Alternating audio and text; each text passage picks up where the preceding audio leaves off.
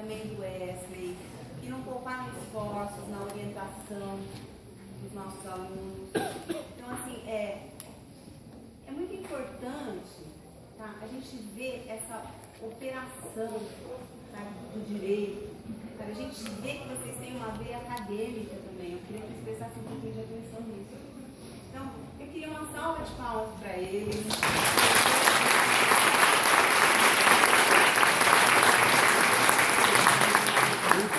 E isso realmente faz a diferença na nossa universidade.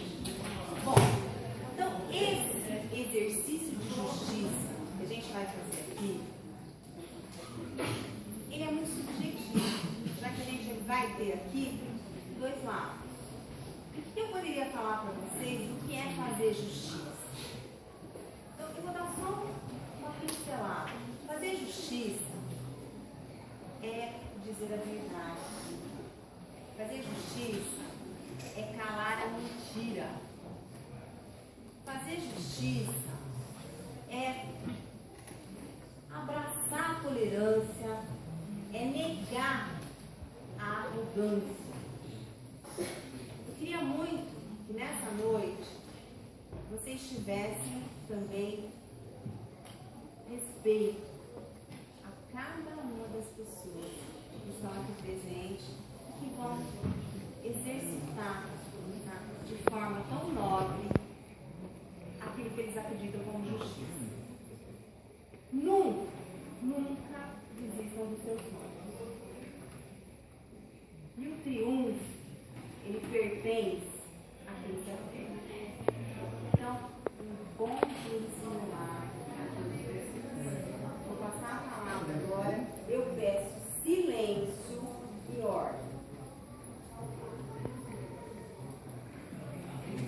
Boa noite. Vamos dar início aos trabalhos desse Tribunal do Júri. Aqui presentes os senhores doutores promotores de justiça. E agora peço que entrem os senhores doutores advogados de defesa e tomem seus assentos.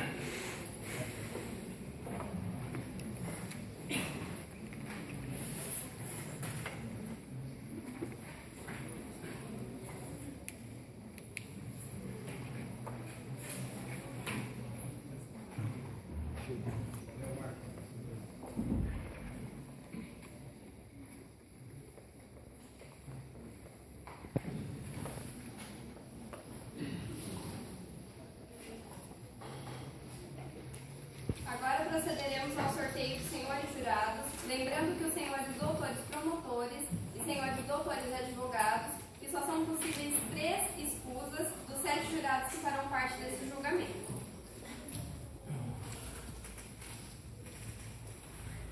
Marcos Vinícius.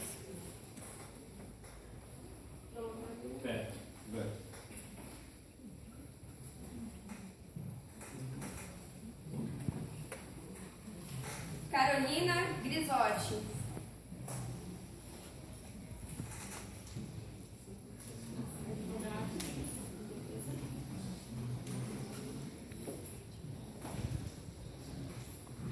Carolina Mayumi.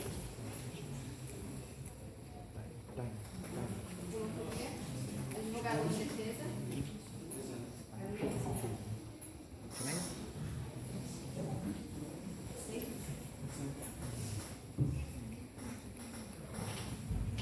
Sidney Silva. Advogado de defesa.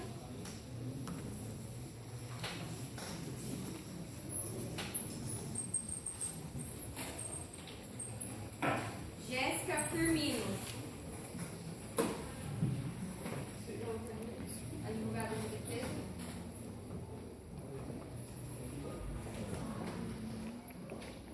Renan Scarpinelli.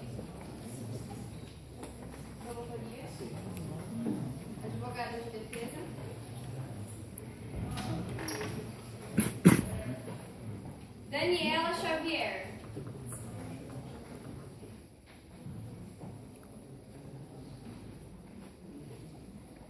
Daniela Xavier.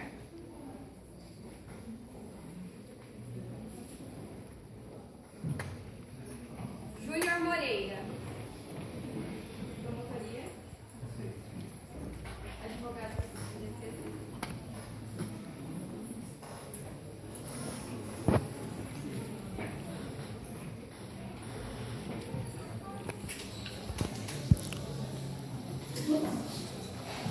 Ana Carla.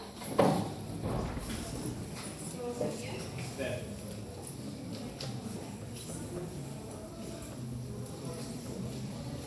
Leonardo Silva.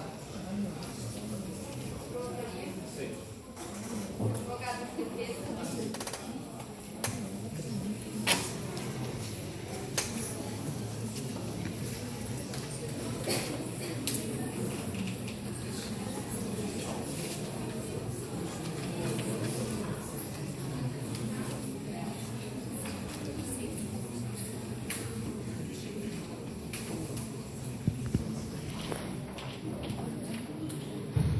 Agora peço que os senhores jurados levantem para fazer o juramento.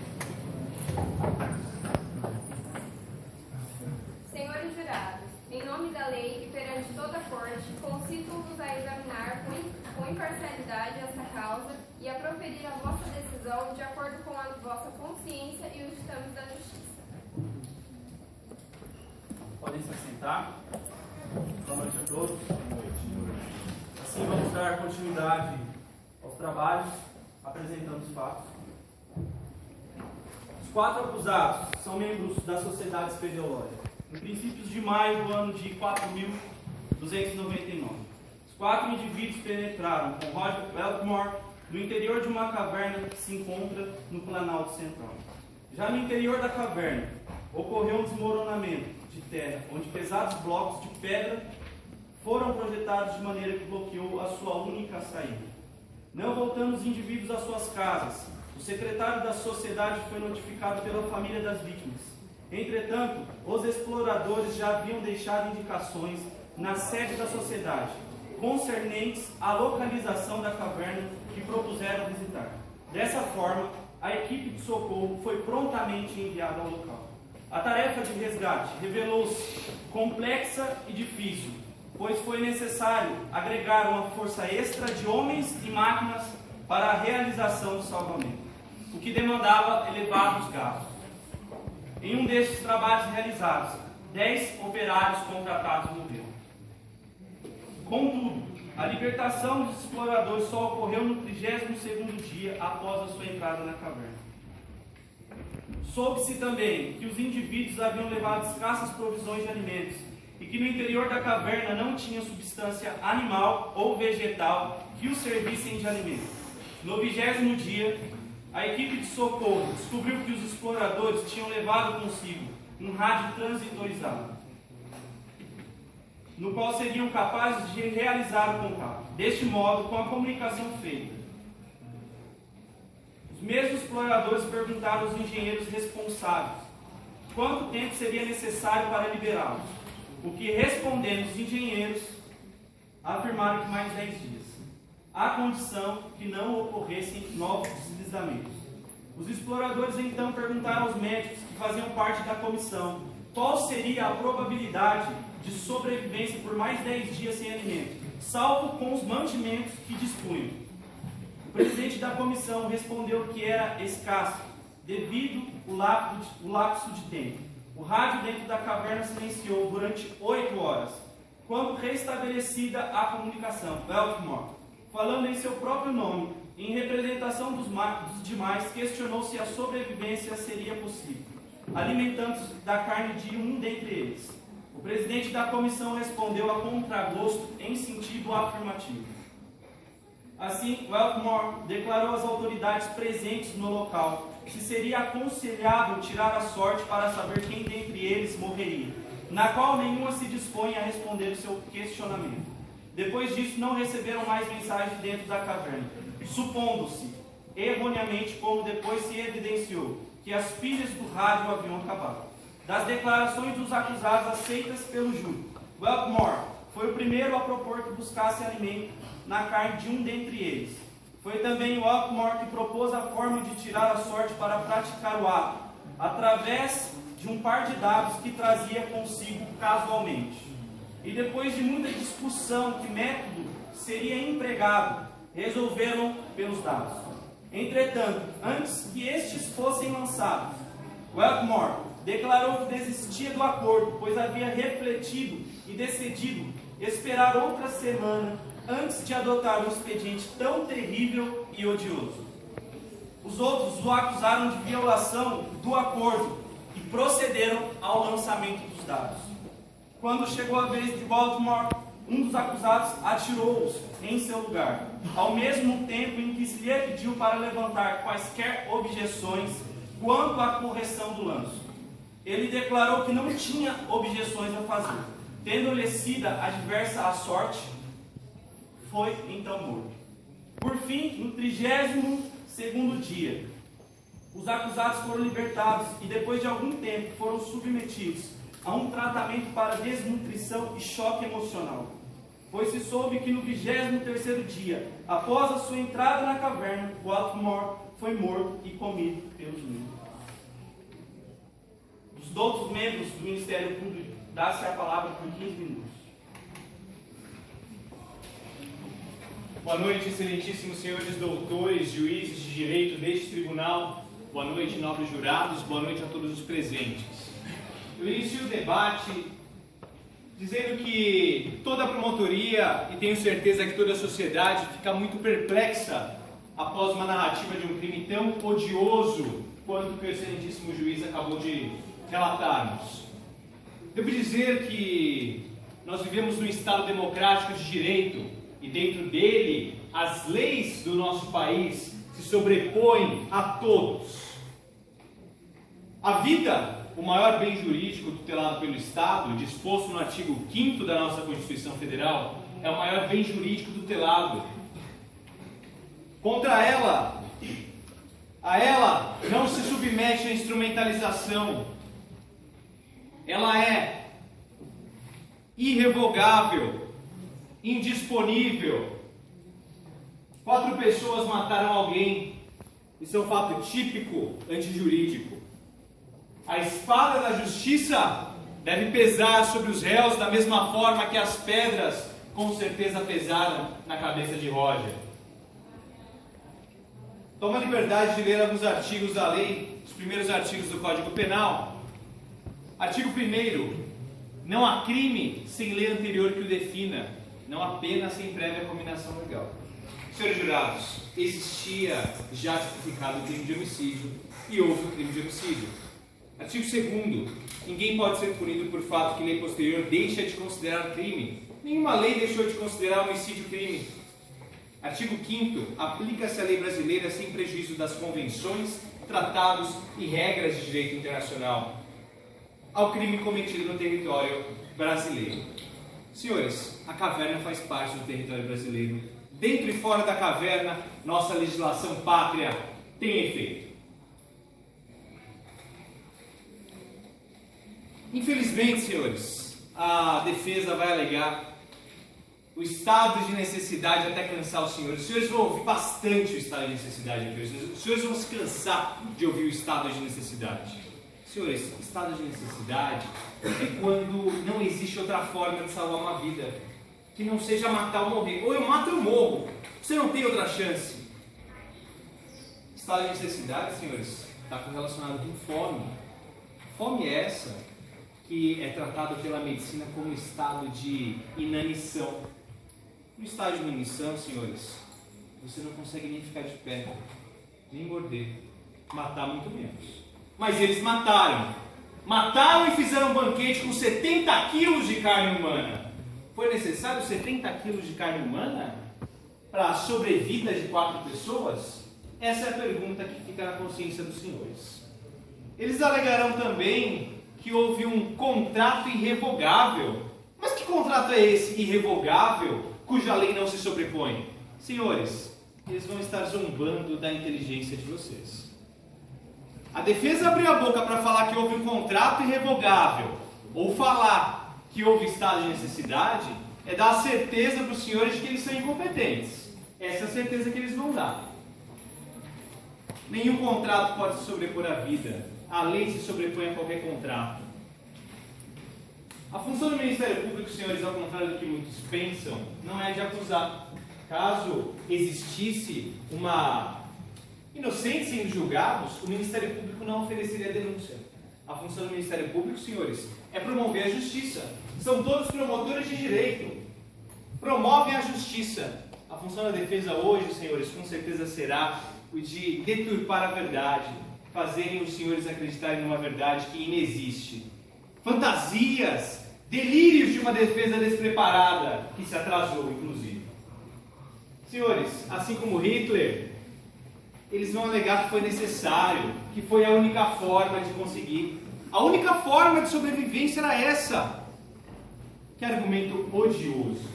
Vocês são inteligentes, vocês com certeza não vão acreditar nessas fantasias e delírios. Uma vida humana, senhores, foi tirada. Ela não volta nunca mais. Nunca mais. Isso é sério. Essa cara de desdém que os senhores veem aqui é a cara de desdém com os defensores para com a justiça. Justiça essa que está representada pela balança e pela espada. Espada que deve sim pesar sobre os réus. Tomo a liberdade de ler para os senhores o lema da Sociedade Brasileira de Espeleologia. Apenas para conhecimento dos senhores. Numa caverna, nada se tira a não ser foto. Numa caverna, nada se deixa a não ser pegadas. E nada se mata a não ser o tempo. Senhores, caso sobrevenham algumas dúvidas, e caso os senhores precisem de um pouco de norte, um norte jurídico na decisão dos senhores, podem lembrar a máxima jurídica que rege essa casa de leis, porque aqui não é casa de caridade, aqui é a casa das leis. Dura lex, sed lex. A lei é dura, mas é a lei. Senhores, diante dos fatos narrados, eu passo a palavra ao excelentíssimo senhor promotor de justiça, Dr. Rendi Jarbas. Boa noite, excelentíssimo juiz de direito, excelentíssima juiz de direito desta comarca. Boa noite, nobre conselho de sentença, aos espectadores, meus nobres colegas promotores. Estamos aqui para falar sobre um fato. Não estamos aqui para falar sobre ficção, sobre uma história, sobre algo que não aconteceu. Estamos aqui para falar de um homicídio. Um homicídio esse cometido de forma cruel, cometido de forma covarde. Estamos aqui para falar de uma vítima que será tentada a ser transformada em herói, que não escolheu ser herói. Não temos aqui um mártir, temos uma vítima, e o nome dela é Roger Wetmore. Estamos aqui para falar e defender sobre um bem maior que nos foi dado, que é a vida. Este bem, senhores e senhoras, é o bem que é garantidor dos nossos direitos. A partir dele nós conseguimos ter os nossos direitos. A quem cabe o direito de tirar este bem de outra pessoa? Onde podemos alegar um contrato sobre um bem que é inalienável? Senhores, o fato que aqui falamos está tipificado no artigo 121, é homicídio.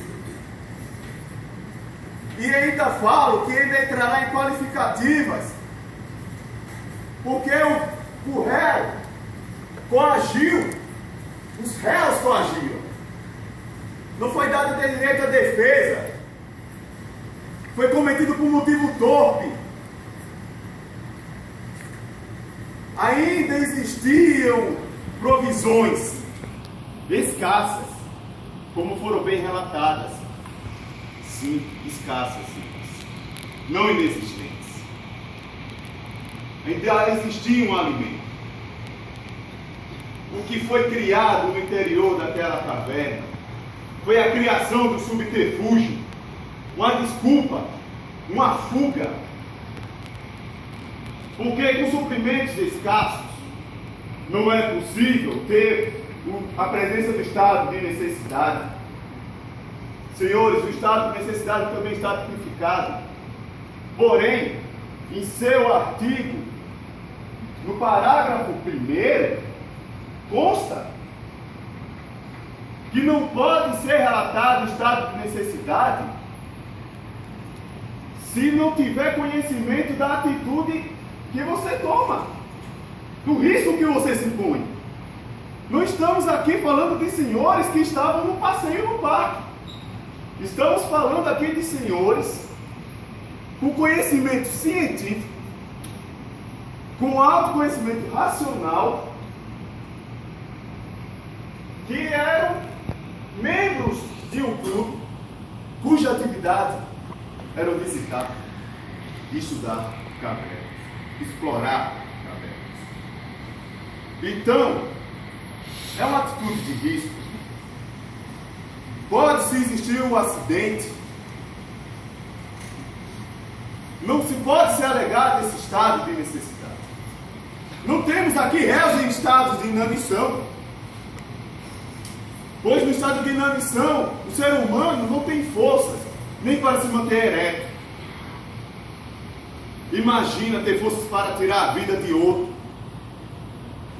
Ter forças em seus dentes para rasgar a pele. E condição biológica para deglutir, digerir a carne. Se eles estivessem em tal estado, aqui não estariam os réus. Eles estariam onde está Roger Wetmore, mortos, pois o seu corpo não teria condição de digerir. Aqui, senhores, volto a falar sobre o dever de justiça. Vocês são os escolhidos dessa nossa sociedade, como foi bem embasado pelo meu nobre colega Márcio anteriormente. Os réus aqui presentes estavam regidos sobre as leis que organizam a nossa vida social. Não podemos abrir o precedente de forma alguma de que, por deleite e por prazer, por querer, possa tomar ato e depois vir a esta casa justificar o injustificável. Senhores, aqui nós nos prenderemos aos fatos. O fato é que Roger está morto, que a família de Roger sentirá a perda e a dor de Roger para sempre. Porque Roger não perdeu sua vida, teve sua vida tirada de forma covarde, num ato que nem animais irracionais cometem, pois eles não comem o mesmo da sua espécie. Protesto, deputado! Senhores, se aqui falarão de racionalidade, Silêncio no tribunal! expliquem como há uma tentativa não, eles conseguiram entrar em contato com as autoridades, sugerem o consumo da carne de outro de sua espécie, se eles não tinham esperança de voltar ao meio externo onde estavam essas autoridades. Então, podemos falar de um ato tomado de forma calculada, de uma criação, de um álibi, E que a partir do momento que o Estado não participa deste ato, eles vêm aqui falar de uma possível missão. Se querem falar de perdas de vidas, de sacrifício, vamos falar dos 10 operários, senhores.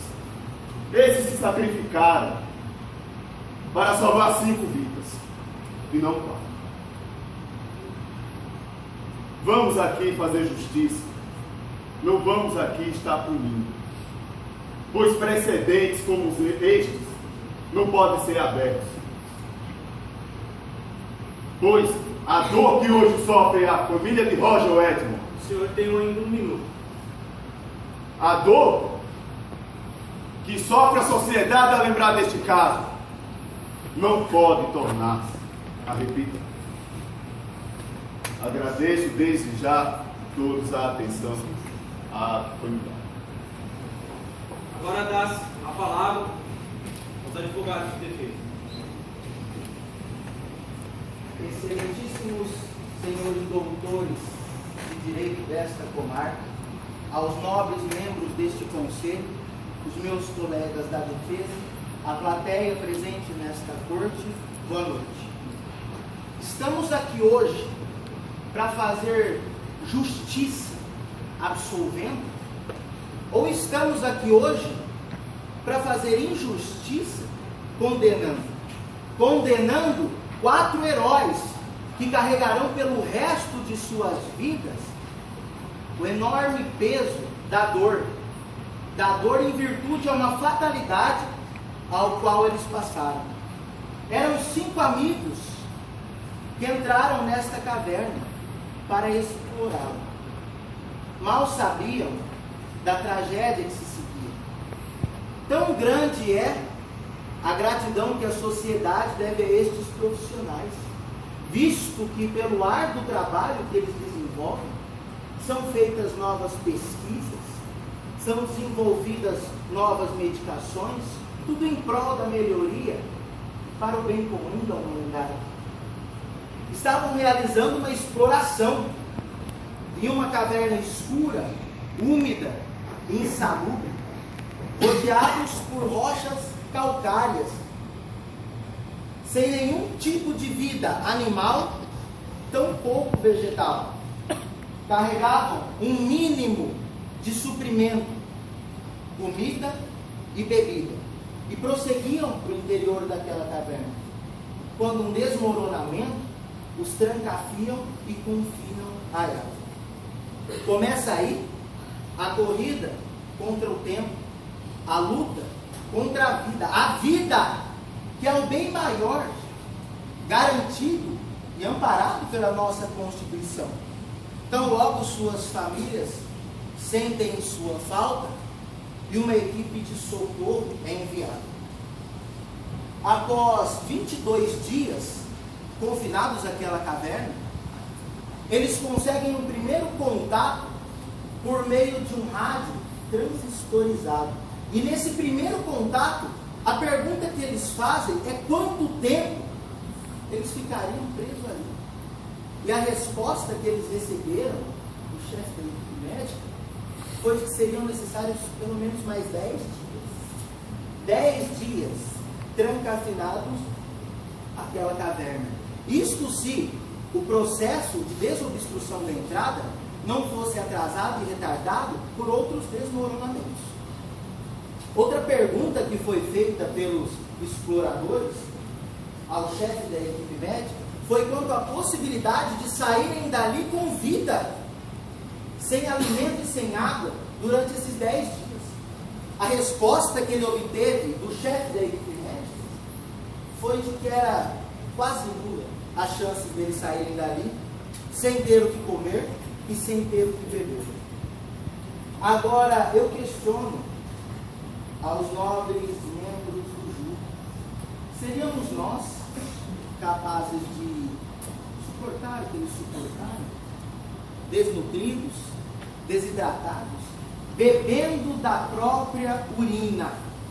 Hoje, se eu chegasse aqui com um copo de urina e oferecesse a cada um de vocês, eu seria vítima. Protesto, isso não consta nos autos. Protesto negado. O senhor se controle, por favor. eu seria visto com nojo. Mas eu só seria visto com nojo por todos aqui, porque todos aqui estão saciados de sede e de fome. Situação diferente ao que eles se encontravam.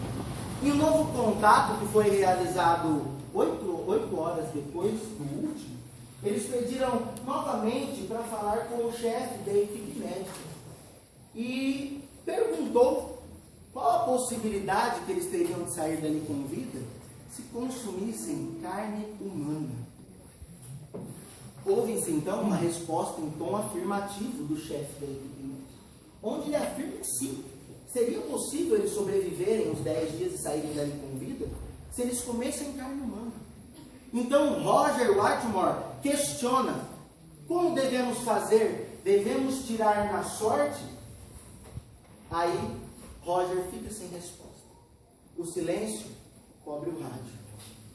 Roger, então, em tom de desespero, pergunta se algum sacerdote, algum juiz, alguma autoridade ali presente poderia responder. Mas ninguém, nobres membros deste conselho, ninguém assumiu este papel.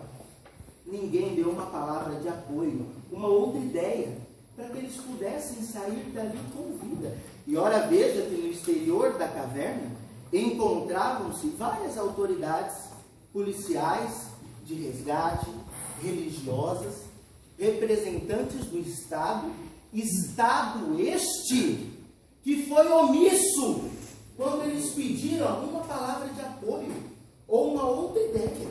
Agora, excelentíssimos membros deste conselho, o mesmo Estado que se omitiu, agora quer condenar. Após o salvamento, soube-se que Roger propôs um acordo, propôs tirar na sorte qual deles se sacrificariam para que os outros pudessem sobreviver. E para isso foi usado um jogo de dados. O próprio Roger. Sabe-se que no momento de jogar os dados, Roger se opôs a lançá-los. Mas ele não se opôs quando um amigo propôs lançá-los. E para a infelicidade de Roger, ele foi sacrificado. Após o resgate, os 4 heróis que sobreviveram a esta tragédia foram levados imediatamente para um tratamento psiquiátrico intenso. Imaginem, nobres membros deste conselho, o abalo violento pelo qual eles passaram. Esses exploradores ficaram em estado de calamidade própria quando vê um de seus amigos, dos 5, propor que um teria que se sacrificar para os outros poderem sair dali com vida. Estes homens foram submetidos a condições extremas, desumanas, e ao passar dos dias ficavam cada vez mais fracos, desnutridos, perdendo o estado de sanidade, capacidade de raciocínio e de discernimento.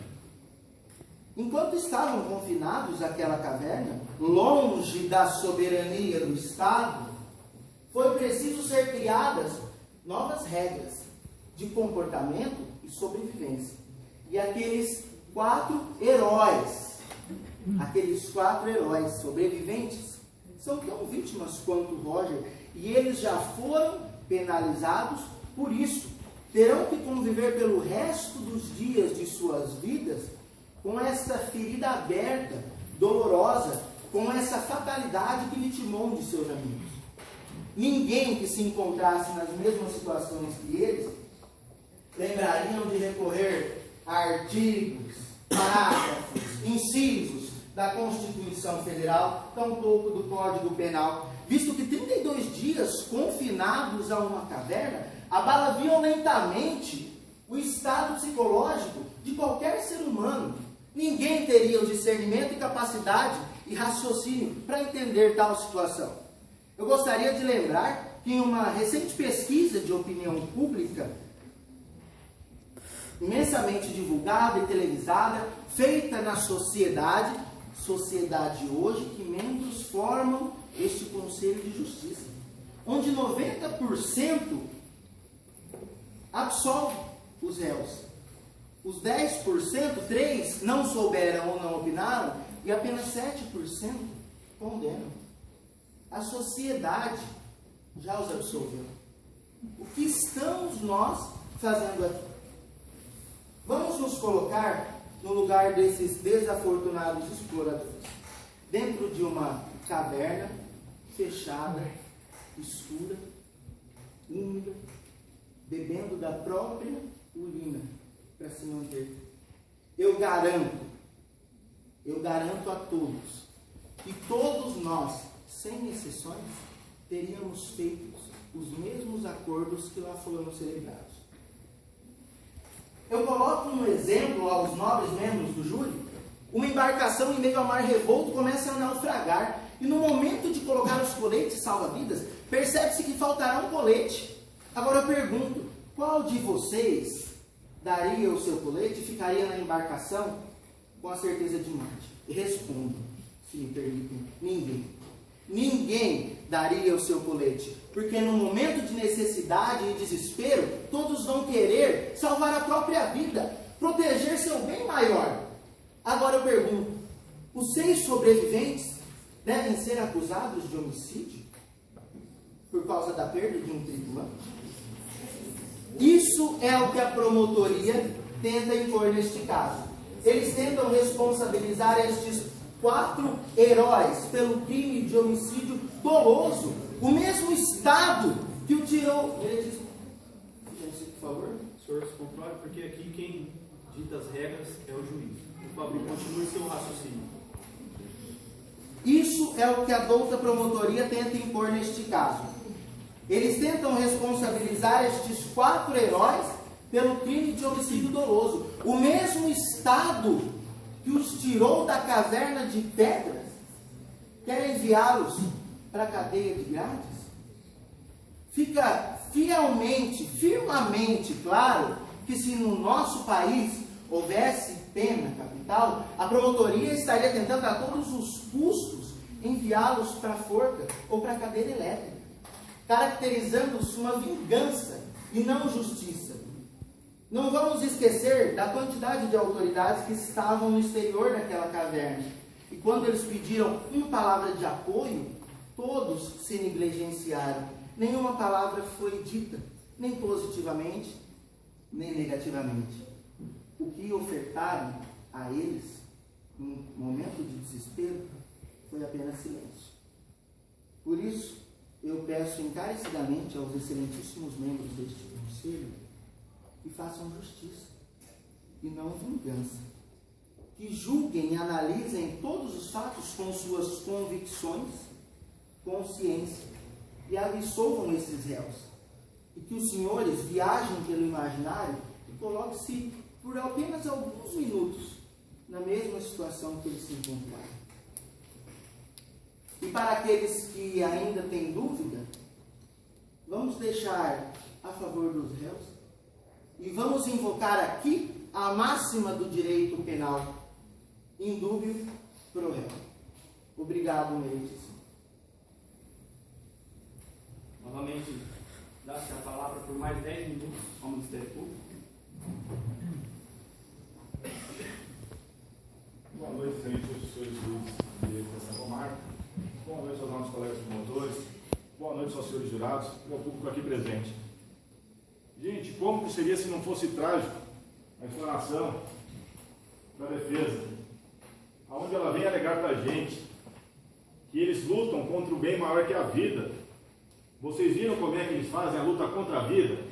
Tirando a vida de um semelhante, se deleitando, senhores, se deleitando do sabor da carne de um semelhante, sentindo, ao invés de sentir o prazer da urina para sobreviver, sentir o gosto do sangue escorrendo pela garganta.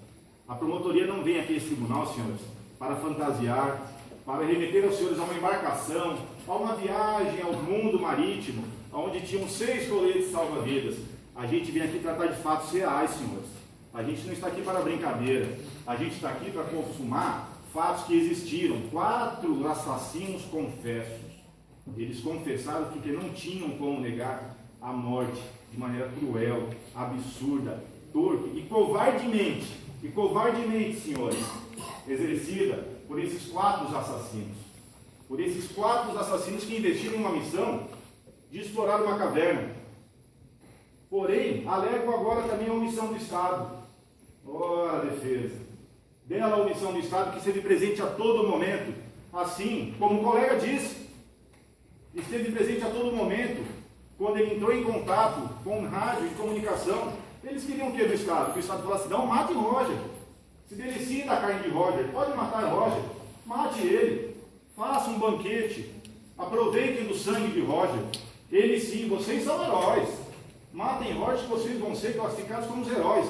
E não como psicopatas. E não como psicopatas, senhores. É inadmissível tentar justificar o injustificável. É inadmissível tentar fantasiar um mundo que ele é real. Existe o crime, existe o homicídio. O bem maior da humanidade é a vida. E eles lutaram sim contra a vida, tirando a vida de um semelhante. Aqueles que eles julgavam amigos.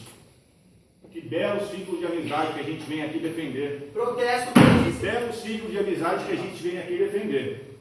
Gente, isso é inadmissível. Existem fatos reais. Contra os fatos não há argumentos. Eles tentam explicar o inexplicável, senhores. Eles investiram para dentro de uma caverna, para assim um momento de descontração, de lazer, isso a gente não pode negar. A promotoria não vem aqui para fantasiar nenhuma história. A promotoria só vem aqui para elucidar um caso muito bem narrado pelo excelentíssimo senhor doutor juiz, onde ele fez a leitura dos autos, onde esses réus se colocam como assassinos confessos. Eles se colocam como assassinos confessos, não tem como evitar. Após a retirada da caverna, não tem um relato de um fio de cabelo. Não existe relato de um fio de cabelo de Roger. Mataram Roger para quê? Para se saciar um desejo de assassinos covardes e cruéis. Alegam que após a comunicação, o Estado se omitiu. Eles queriam então o aval do Estado para cometer um crime bárbaro. Isso eles queriam. O Estado jamais, senhores, jamais ele vai permitir uma situação dessa. O Estado esteve presente a todo momento. Luta contra a vida, teve os 10 operários que na missão de tentar resgatá-los, perderam, morreram de forma digna, de forma honrada, trabalhando, para no quê? Resgatar 5 indivíduos, 5, não 4 assassinos. Não 4 assassinos, senhores, 4 psicopatas. Pessoas essas hoje que os senhores têm a oportunidade de decidir, de deixar no meio do convívio da sociedade, ou de privar essas pessoas de liberdade. A gente não vem aqui querer tentar justificar uma pena de morte, prisão perpétua, apenas para que a justiça seja feita. Só isso. Pobre coitados, a partir do momento que desligaram o meio de comunicação, alegaram a culpa do Estado. O Estado esteve presente a todo momento. A todo momento o Estado se fez presente nessa situação, senhores. E o Estado se faz presente aqui hoje, clamando por justiça. Única e exclusivamente por justiça. Sem fantasiar uma história e um fato real. Mataram sim, de forma clara, de forma covarde, de forma cruel e de forma brutal. Como disse muito bem nosso promotor de Jabas, nem o pior dos animais irracionais matam um semelhante para a sobrevivência. Morrem sim juntos. Morrem juntos, mas não se beneficiam da carne do seu semelhante. Agora venha a defensoria querer alegar a omissão de Estado, a luta contra a vida. Senhores, isso é inadmissível. É inadmissível uma situação dessa. Eu deixo aqui a minha palavra, mas com certeza e com convicção que os senhores terão um sábio poder da decisão de fazer justiça, porque ninguém fantasia nenhuma história aqui. Roger foi morto sim, e ele não foi morto de maneira a salvar a vida de outros. Ele foi coagido, senhores. Como uma pessoa consegue lutar contra 4 indivíduos e alegam um estado de inanição? Belo estado de inanição que consegue matar a pedradas de maneira cruel um semelhante. Belo estado de inanição. Consegue se deleitar, senhores, de carne humana. Se fosse para remeter os senhores a uma viagem, não digo ao mundo marítimo. Tentem fechar os olhos e imaginem-se escorrendo pela garganta o gosto do sangue de Roger, o gosto da carne, que deles se fizeram meio de sobrevivência. Como consta no autos ainda, senhores, só para relembrar os senhores, eles ainda não tinham comida.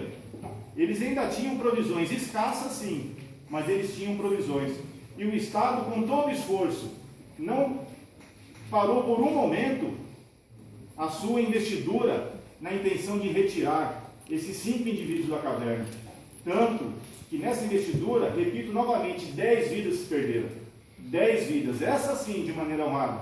E a de Roger, que foi sacrificada por 4 assassinos, psicopatas de maneira cruel e torpe. Senhores, não vamos remeter aqui então aos artigos penais como a Defensoria gostaria. Não vamos se ater apenas aos fatos então, do homicídio que existiu, da maneira que ele ocorreu. Senhores, inadmissível. Eu deixo aqui a palavra, mas com a plena convicção que os senhores serão sábios em tomar a decisão de privar sim da liberdade, apenas privar da liberdade, 4 psicopatas, 4 assassinos cruéis, 4, tá? Vamos tentar tirar eles do convívio da sociedade. Só isso que eu peço aos senhores e eu deixo